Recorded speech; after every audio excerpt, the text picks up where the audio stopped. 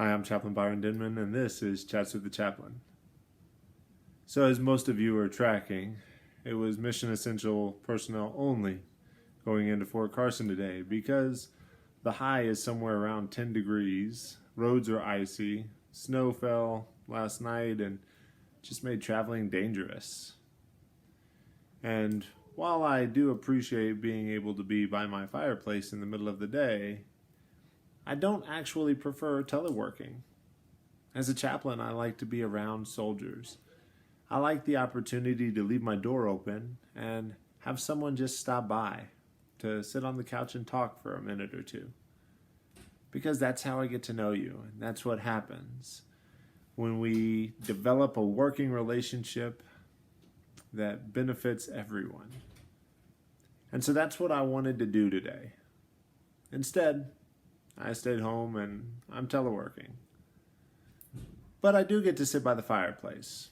And the fire makes the house feel pleasant.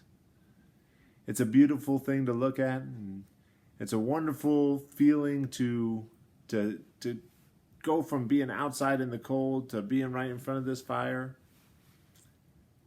It's very enjoyable. And it's also very Colorado winter. But also, while I'm sitting here, my back is getting really hot. And I have to do a little bit more work than I want to keep the fire going, putting more wood on and more wood on. And I don't really enjoy that part of the job because it means putting my hands into where the heat is, or trying to balance stuff on some metal stakes to get it in there. But it feels like a little bit more work than I want to exert. And so when my wife or when my children volunteer to bring the wood in, I let them. And when they say, oh, the fire's going out, sometimes I think, yeah, we should just let it go out. Just like teleworking, there are pros and cons to having this fire. And we have to figure out a way to look at the pros and look at the cons and evaluate which things we are going to do, right? I would rather be able to sit in person with soldiers.